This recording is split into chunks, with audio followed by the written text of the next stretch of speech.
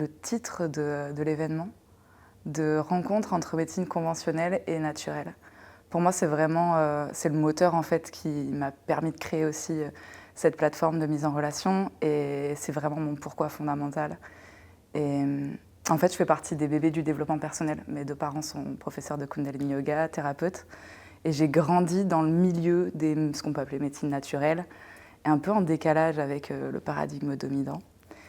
Et pendant très longtemps, ça a été un monde que je cachais. C'était quelque chose dont je ne parlais pas parce que le yoga, c'est pour les illuminés, parce que quand on fait de la thérapie, c'est qu'on est fou.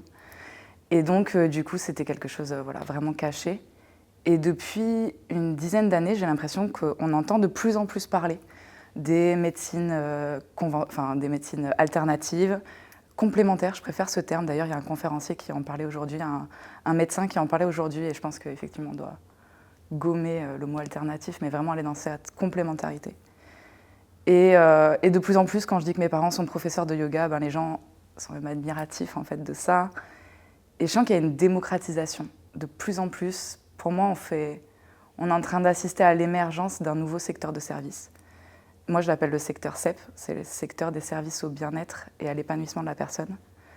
Et ce sont vraiment toutes ces solutions, tous ces outils qui existent pour aider les gens qui ne vont pas bien et qui ne sont pas forcément au courant qu'il n'y a pas que le psy et que le psy, ce n'est pas que pour les fous.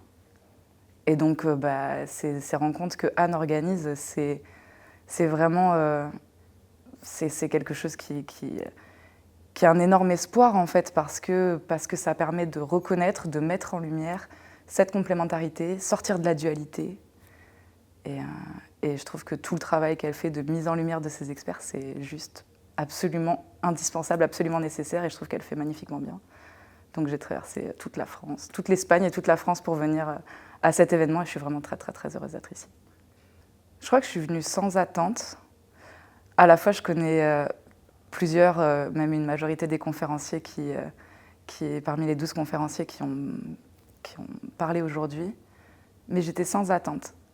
Et j'ai été agréablement surprise de plusieurs des conférences, notamment celle de Yann, qui partageait son parcours à la fois de sportif et à la fois avec l'acupuncture et les médecines orientales.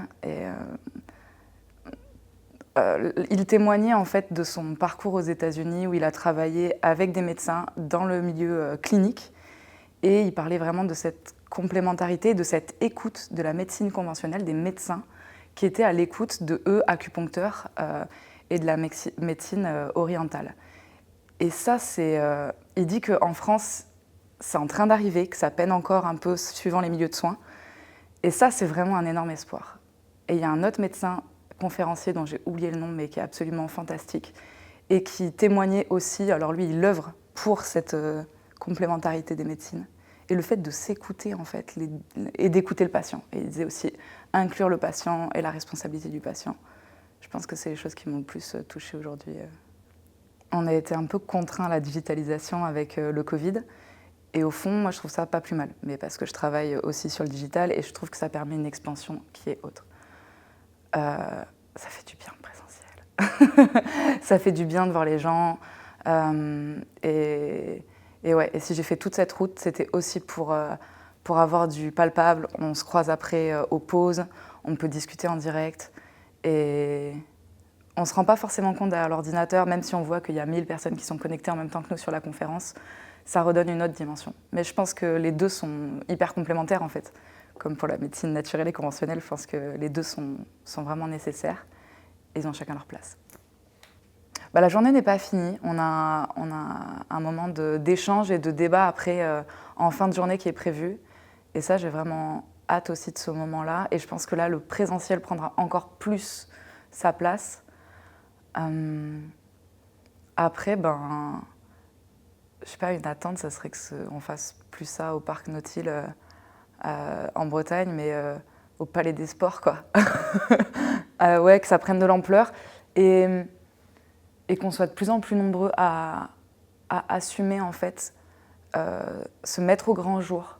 Parce que je sais qu'il y a des médecins qui n'osent pas encore et qui ne peuvent pas se permettre, par crainte, en fait, d'être diabolisés et repoussés, qui n'osent pas assumer aussi le fait d'avoir cette sensibilité vers des médecines naturelles, de pouvoir constater des choses qui sont difficilement explicables, mais qui fonctionnent, en tout cas en termes de résultats chez les patients. Et je pense que plus on sera nombreux à prendre la parole et à témoigner de ces transformations, des résultats de ce que peuvent apporter ces outils, et mieux ce sera. Donc ouais, tout ce que je souhaite, c'est que ça expanse, et que Anne organise ses rencontres dans des endroits où il y aura encore plus de monde, encore plus de public. Je pense que plus il y aura de médecins dans le public, et plus ils pourront aller sur scène ensuite. Quand je dis sur scène, c'est sur le devant de la scène en fait. Assumer, revendiquer cette posture sans flipper, quoi. Et donc ouais, bienvenue dans la salle, et après à pouvoir aussi participer à répandre et à transmettre ce message qu'il y a plein de solutions qui existent pour aller bien et pour aller mieux. Ouais.